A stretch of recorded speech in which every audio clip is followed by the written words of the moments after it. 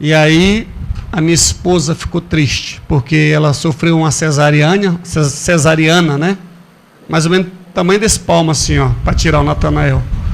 E foi a segunda, né? Porque a Larissa, quando nasceu também, foi cesárea. E aí os médicos então a deixaram com essa notícia de que teria que ficar mais 15 dias no hospital, por causa da infecção generalizada que tinha no Natanael. E nisto nós estávamos aflitos, eu estava aflito, ela, toda a família, né? E passou um dia, 2 dias, e aí a Cláudia tinha uma companheira de quarto, uma jovem senhora também, que teve uma moça, uma menina, e também cesariana.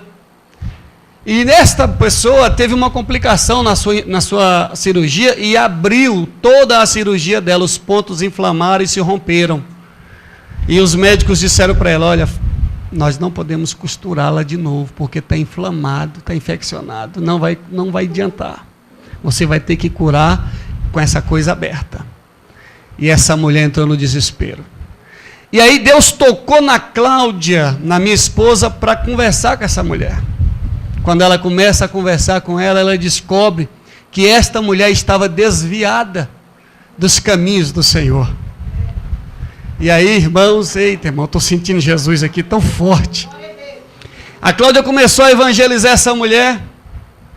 Para finalizar bem rápido, nos 15 dias que a Cláudia passou lá, a mulher saiu sarada, evangelizada, reconciliada. E os médicos chegaram no 15º dia para minha esposa e disse, olha, nós não entendemos nada, teu filho não tem nada. Nós fizemos todos os exames dessa criança e ele não tem nada. Nós não estamos entendendo, pode ir para casa, mãe, com o seu filho. E a Cláudia então saiu de lá alegre, com Natanael nos braços e sabendo que aquilo era permissão de Deus para ela ganhar aquela alma que estava sofrendo ali, no leito daquele hospital. É forte, pastor. Como se não bastasse, Deus havia nos falado que Natanael seria um vaso escolhido para evangelizar as nações através do louvor, através da música. E aí Natanael passou-se uns dias, Natanael estava lá em casa, com mais ou menos 1 ano, lá no Pessu, minha esposa lavando roupa, deixou um balde de água desses de 20 litros lá com um detergente, amaciante, não sei o que é, e deixou lá e foi estender a roupa. Natanael, ó, tchum, dentro do balde de cabeça para baixo e ficou lá, tomando amaciante e água de molho lá. Quando ela chegou, Natanael estava da cor desse slide aqui, ó. Já não respirava, os olhos não abriam, fechou tudo. E ela saiu doida, gritando com esse menino na mão. Meu Deus, meu pai, minha mãe, me ajuda, o vizinho, saíram gritando aí. Ressuscitou Natanael. Passou-se mais um tempo, pastor. Natanael está lá no Recanto das Emas. Pai, me dá um chiclete. Tá do tamanho desse rapaz aqui. Tu já tem uns 6 anos?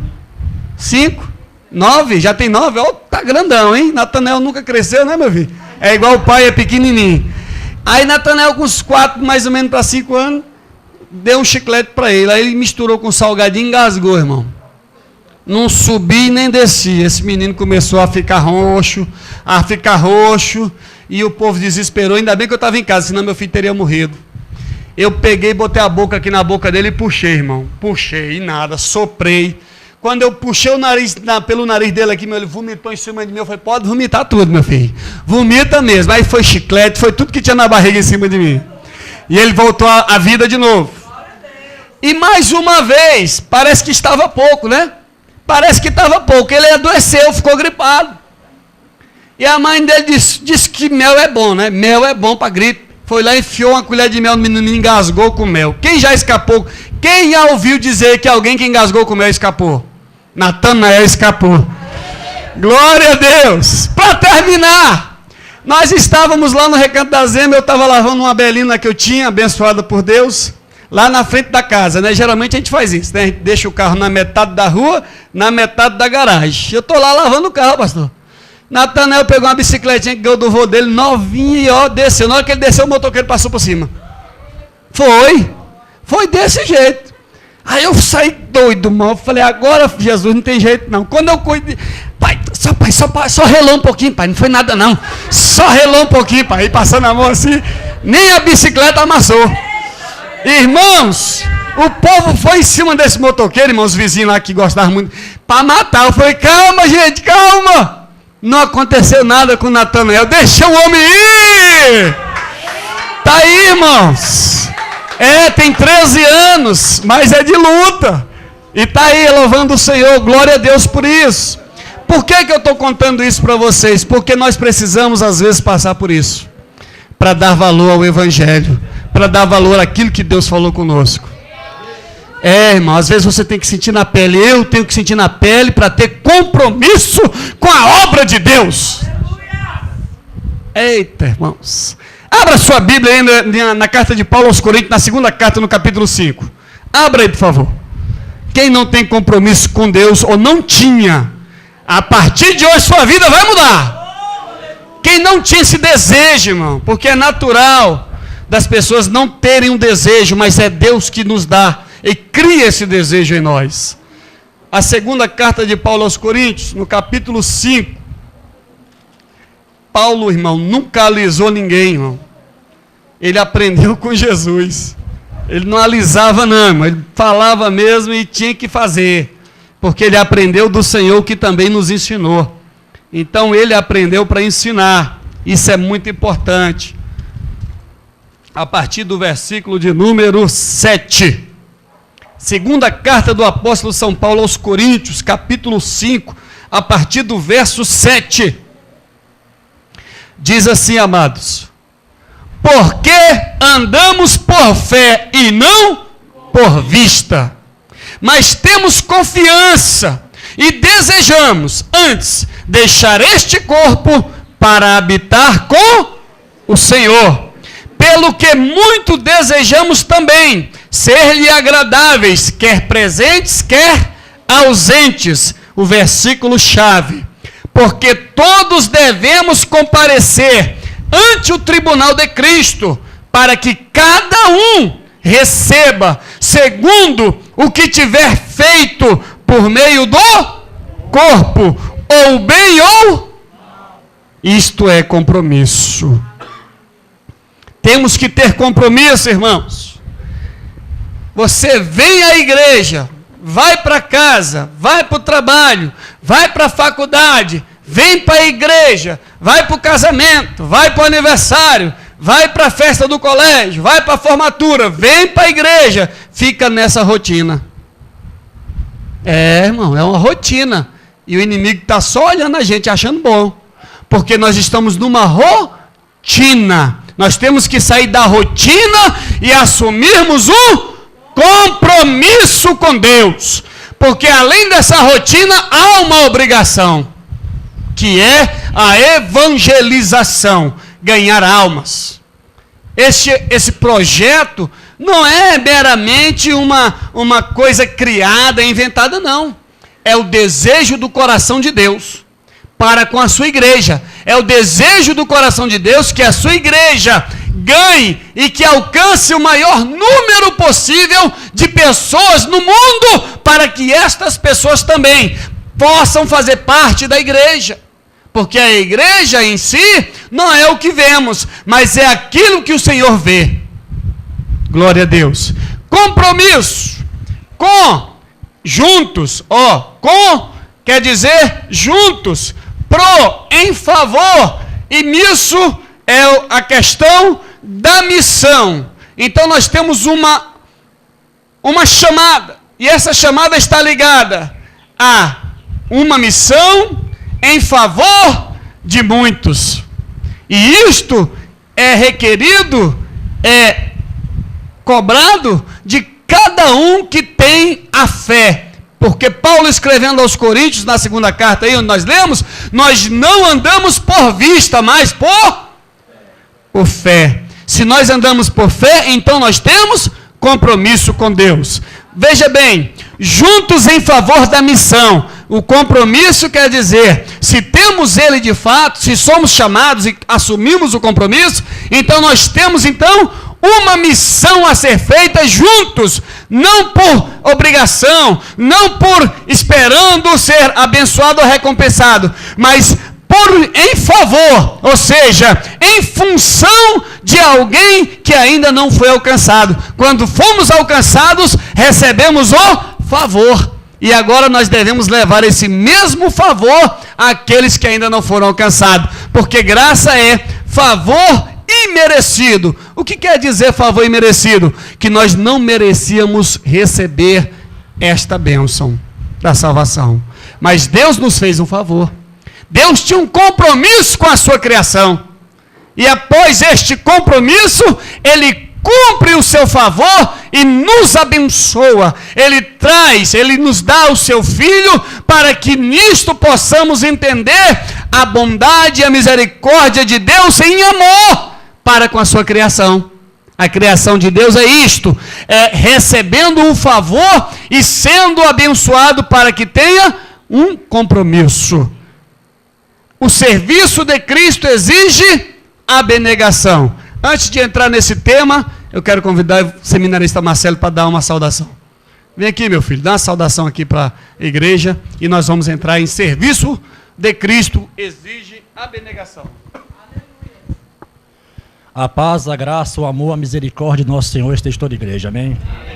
Para mim é motivo de alegria poder estar esta manhã com os irmãos nessa igreja.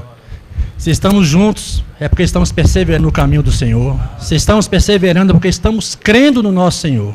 E se estamos crendo, é porque estamos tendo fé. E quando a igreja do Senhor está com fé, essa fé ela vai lá no trono de Deus. E o coração de Deus se alegra. E Deus abre as comportas do céu e a bênção cabe sobre a nossa igreja e sobre nós. Hoje eu creio que nós vamos sair daqui hoje, agraciados por Deus. Sairemos daqui mais uma manhã, cheios do Espírito Santo de Deus e revestido com todo o poder de Deus sobre nós. Amém? Gostaria que os irmãos abrissem as vossas Bíblias no Novo Testamento, na Epístola Universal aos Hebreus, capítulo 13, versículo 8. Glória! Aleluia! Deus eterno e poderoso, obrigado. Eu estava com a mensagem no meu coração, mas o Espírito Santo falou, vai para ali.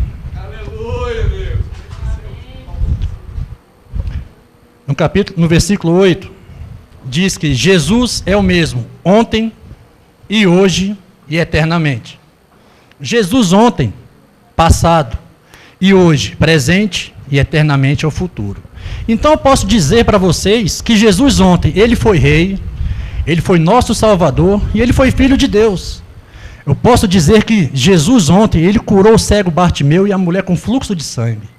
Eu posso dizer que Jesus ontem, ele salvou o publicano Zaqueu de seus pecados. E posso também dizer que Jesus ontem, ele libertou o endemoniado gadareno e o jovem lunático. Eu posso dizer que Jesus ontem, ele ressuscitou seu amigo Lázaro, a filha de Jairo e o filho da viúva de Naim. Eu posso dizer que Jesus ontem, ele multiplicou pães, transformou água em vinho e andou sobre as águas. E eu posso dizer também que ontem, esse Jesus, ele foi negado, julgado, preso, humilhado, crucificado, morto e sepultado. Mas ontem, esse Jesus, ele venceu a morte, subiu aos céus e sentou à direita do Deus Pai Todo-Poderoso, Criador do céu e da terra. E Jesus ontem ainda, ele desceu na terra e soprou o Espírito Santo sobre os seus discípulos, amém? E Jesus hoje, eu posso dizer que Jesus hoje, ele é rei, ele é filho de Deus e ele é nosso Salvador. Aleluia! Jesus hoje, ele me curou, pois eu era cego espiritualmente. Hoje eu enxergo que Jesus é o caminho, a verdade e a vida. Jesus hoje, ele me salvou do lamaçal e do lodo deste mundo aí fora. Jesus hoje, ele me libertou dos vícios que eu tinha. Eu bebia, fumava, cheirava. Hoje eu fumo a raiz de Jessé, bebo o mel que desce dos céus. Oh, aleluia, glória a Deus, bendito seja o nome do Senhor. Eu posso dizer então que Jesus fez um milagre em minha vida, amém? E Jesus hoje, ele soprou o Espírito Santo dele em minha vida. Hoje o Espírito Santo de Jesus habita em mim, amém? E Jesus eternamente, eu posso dizer para vocês que ele sempre será o nosso rei, o Filho de Deus e o nosso Salvador. Ele sempre vai curar, vai salvar, libertar, ressuscitar. E ele sempre vai soprar o Espírito Santo dele em nossas vidas. E aquele que estiver seguindo os seus caminhos, seus mandamentos, seus estatutos, não se desviando nem para a direita nem para a esquerda, ele sempre irá soprar o Espírito Santo dele em nossas vidas eternamente. E eu digo isso porque o Espírito Santo de Jesus habita em mim, porque quando eu estava lá fora, eu era morto espiritualmente, não conhecia a palavra de Deus. Hoje ele me ressuscitou, hoje eu enxergo que Jesus é o caminho, a verdade e a vida. E ele está no meio de nós. Porque eu falo isso? Porque eu senti a presença do Espírito Santo de Deus aqui. O varão de branco passa aqui. O Espírito Santo sobrevoa nossas cabeças. E essa igreja está alicerçada na rocha. Oh, aleluia! E está descansando debaixo das asas do Onipotente. Eu agradeço a rica e maravilhosa oportunidade em nome de Jesus. Amém. Deus abençoe. Glória a Deus. Aleluia! Eita Deus. Deixa Deus te arrebatar. Amados, estamos terminando, irmão. A gente não vai ter 5 horas, não. Está terminando. Eu tenho um horário para entregar aqui, ó. Aleluia! Oh, Jesus! Vamos lá. Marcelo é o seminarista lá do nosso seminário também. Um futuro teólogo aí. Eu vejo nele potencial, irmão. Nós temos formado aí pessoas que têm, de fato, agregado, né, conhecimento e valor. E tem desenvolvido o trabalho. E Marcelo é um dos discípulos que Deus tem honrado, tem a história desse homem. Se ele contasse um pouquinho da história dele, da história passada, que ele não vive mais, para vocês saberem de onde Deus o resgatou, você vai falar, Deus é o Deus do impossível. Claro que Deus é o Deus do impossível. Mas cada história, às vezes, que a gente ouve, a gente parece que aumenta mais a nossa fé. O serviço de Cristo exige abnegação, exige dedicação, esforço, exige compromisso acima de tudo.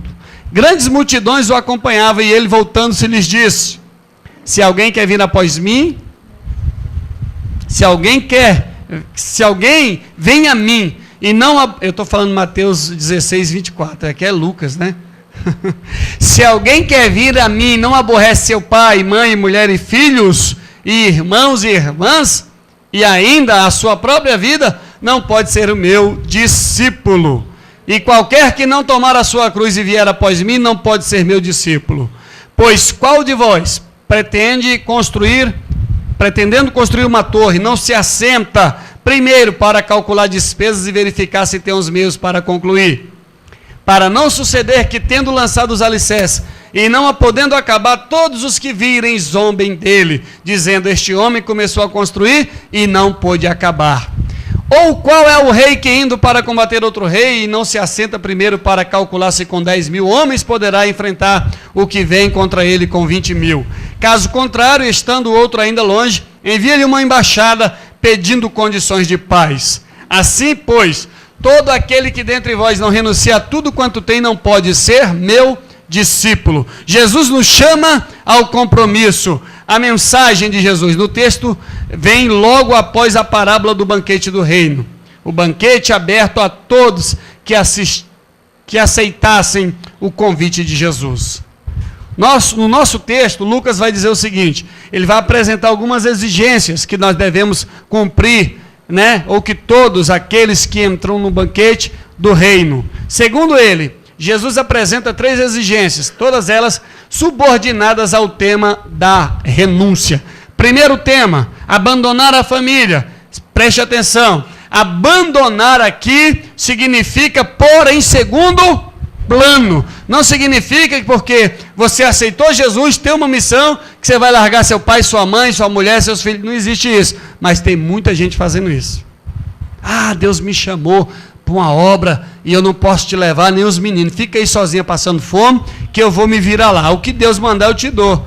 Às vezes o camarada vai e morre lá e a mulher fica passando necessidade. Nunca trabalhou na vida, nunca estudou, dependendo do marido, agora vai ter que se matar para poder manter a casa, né, pastor? Acontece. Aí então a mulher diz: não, Deus me chamou, sou missionária, agora tu fica aí com esses meninos, se vira, que Deus me chamou para uma grande obra.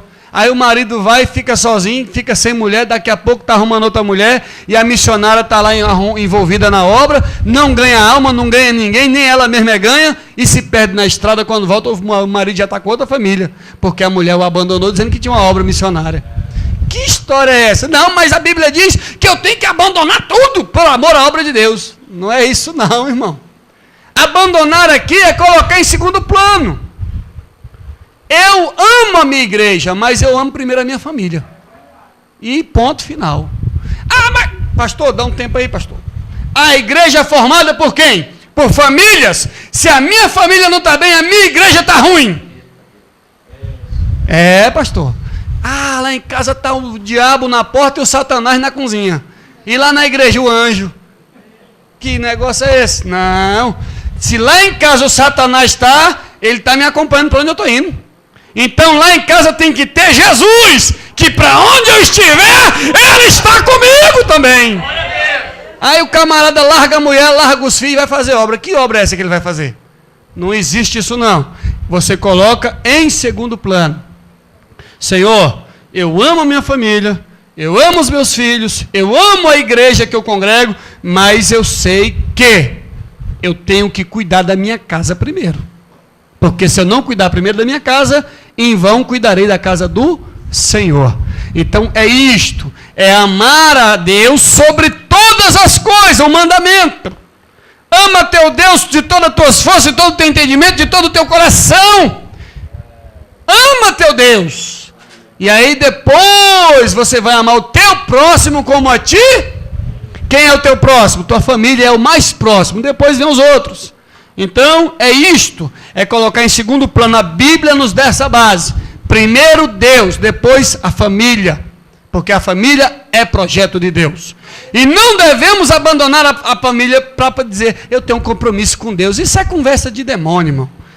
Deixou a família para ir ao fazer obra. Que obra você vai fazer? Não vai fazer obra nenhuma não, rapaz. Você vai se enganar e até se perder no meio da estrada. A primeira exigência é essa. Está sim exigindo que as relações familiares não nos impeçam de assumir o reino. O reino de Deus é maior que a igreja, ou seja, a denominação. Maior do que a placa. O reino de Deus é maior do que tudo que este mundo pode nos oferecer. Mas o reino de Deus não subsiste sem a família. Porque o reino de Deus é composto por famílias. Porque aprove a Deus, na eternidade, fazer uma família, primeira de anjos, depois de seres humanos.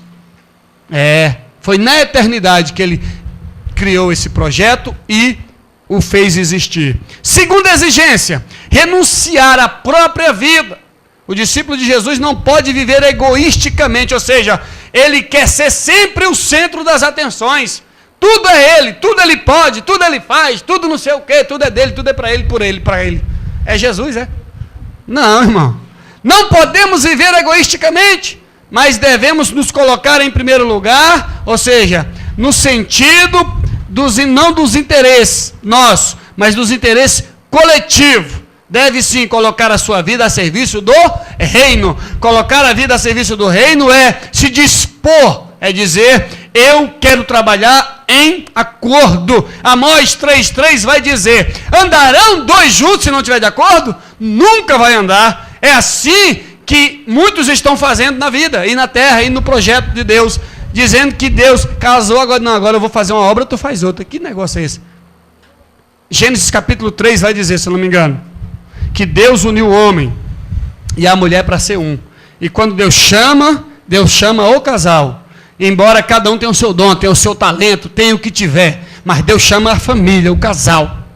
Já pensou Deus chamar o pastor Francisco, que ele vai dirigir a igreja sozinho, a mulher deve fazer o quê? É pastora também.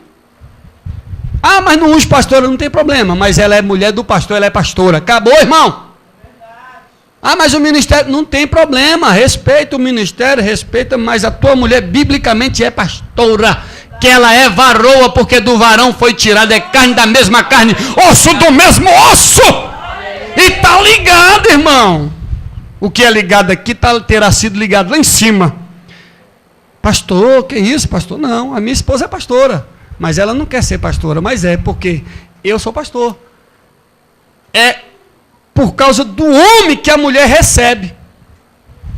Não é por causa da mulher que o homem recebe, não, é por causa do homem. A mulher recebe do homem porque ela saiu do homem para estar do lado. Ela é adjuntora, ou seja, ela é a primeira auxiliar do pastor, é a sua mulher. Não é o co-pastor, viu, pastor? E se a mulher for uma boa pastora, não precisa de co-pastor. Não precisa. Às vezes a gente põe um copastor, põe um obreiro para ajudar, mas não precisa, porque a gente evita botar fardo em pessoas que não precisam carregar. Deixa para carregar outros fardos. A segunda exigência, deve sim colocar sua vida a serviço do reino, se necessário até a morte, e a morte de cruz.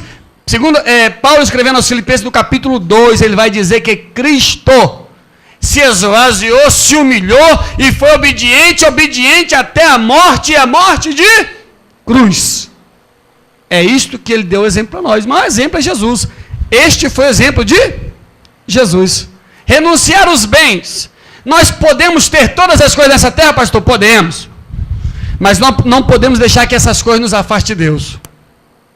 Eu não tinha, fala para o pastor Francisco, um mês atrás eu estava andando no Fiat Uno, empurrando o bichinho. Ele não me empurrava, quem empurrava era eu.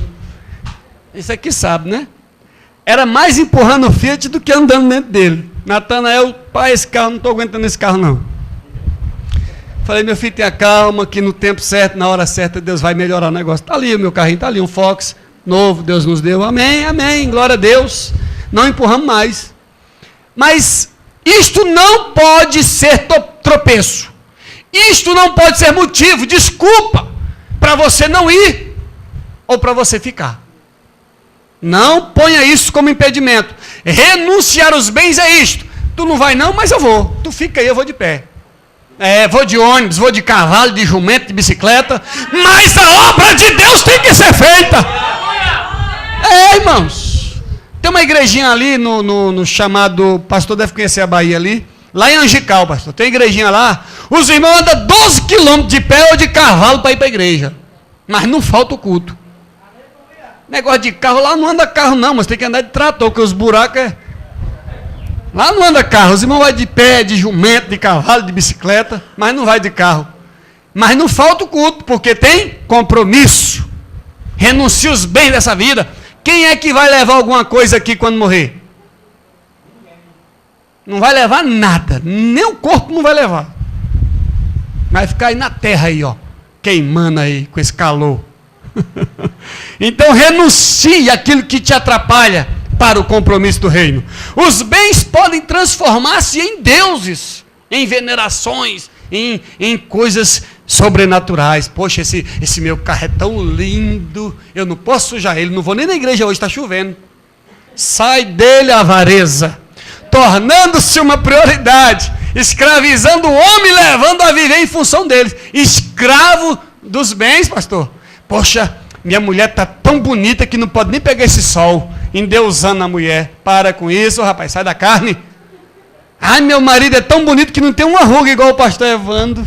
Eu estou preocupado com ruga, rapaz. Quando eu for ressuscitado não vai ter nada, nenhuma mancha, nenhuma mácula haverá em nós, igreja. Rapaz, quem é feio vai ficar bonito, quem é bonito vai ficar mais bonito ainda. Está pensando o quê? Deus é lindo. Aí o camarada fica preso a essas... vou botar aqui um botox, não sei o que. Para com isso, irmão. Deixa esse negócio, isso aí é vida, é vitória. Tem uns aí que estão sendo enterrados com 15 anos. Quem quer ser enterrado com 15 anos? Com 20? Quem quer? Eu não quero.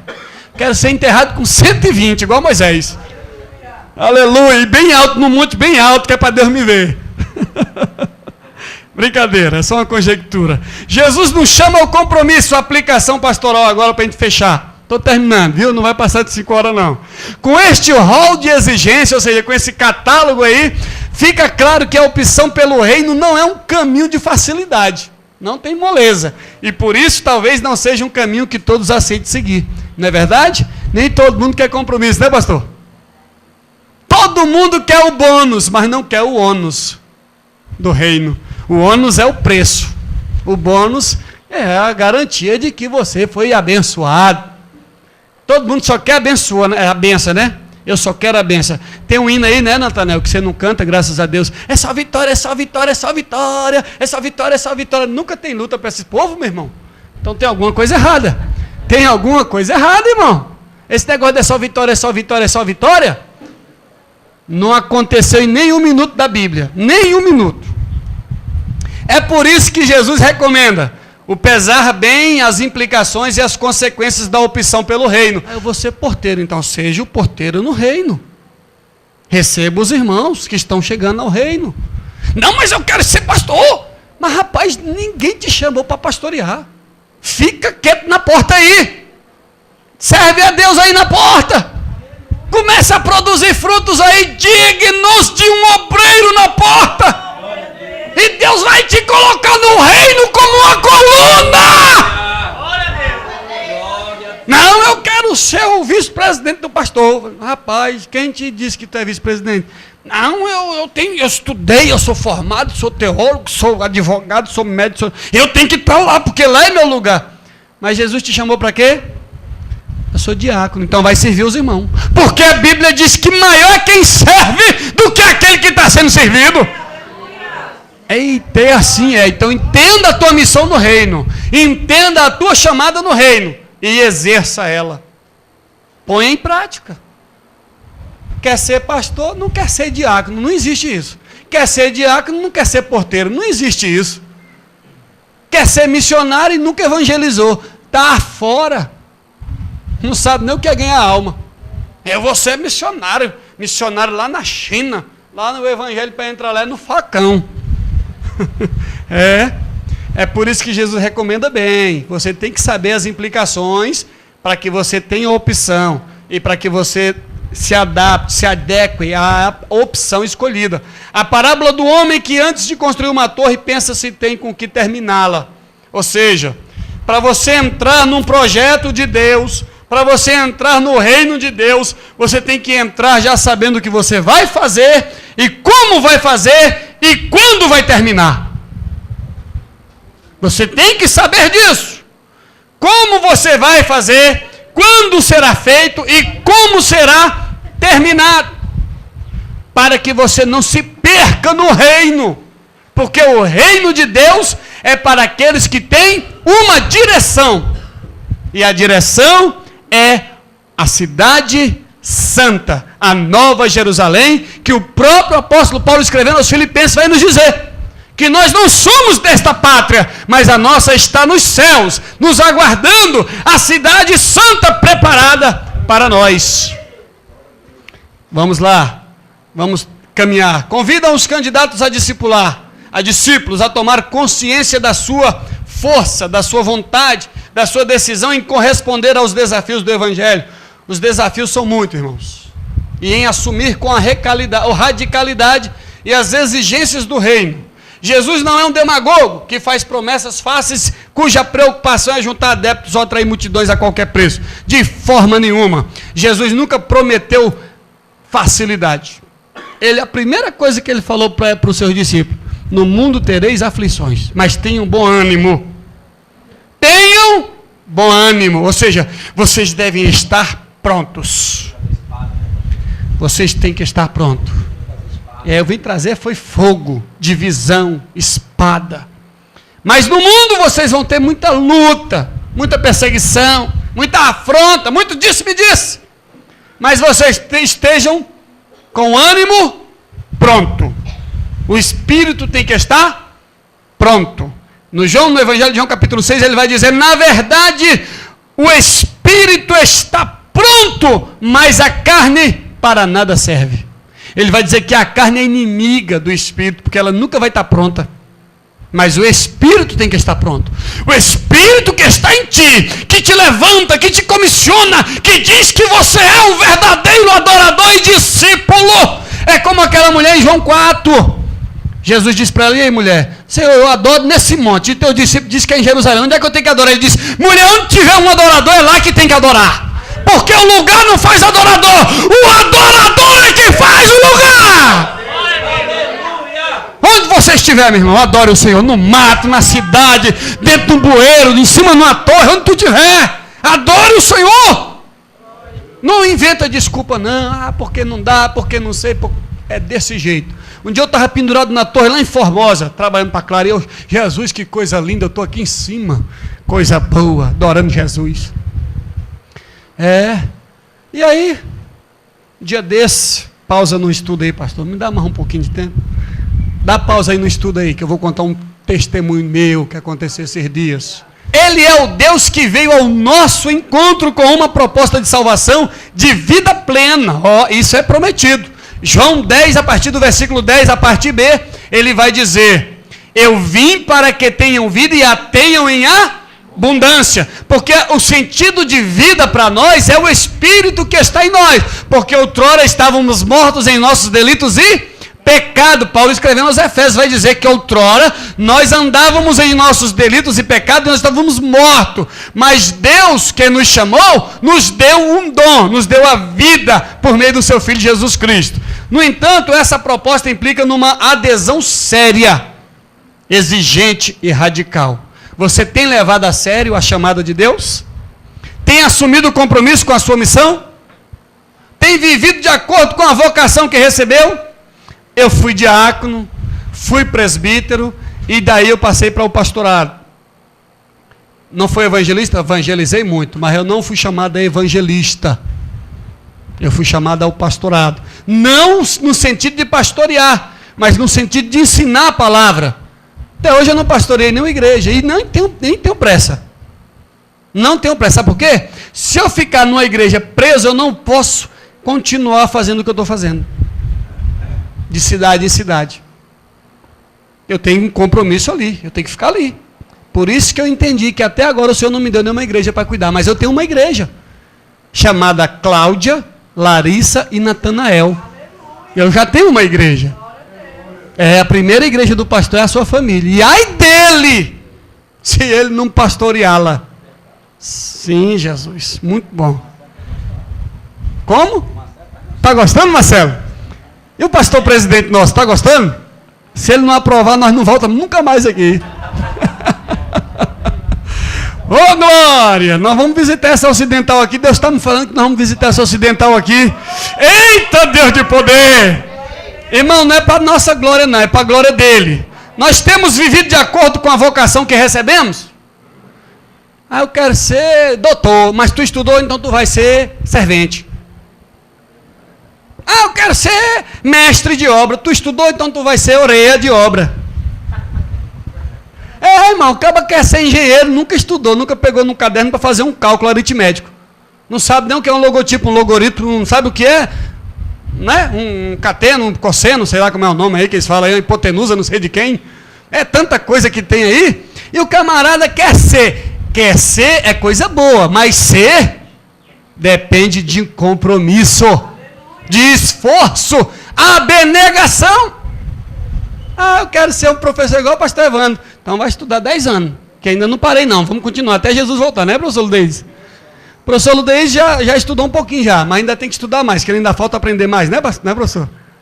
Vai se formar agora, em dezembro não vamos ter bolo, formatura, jornalista, pastor.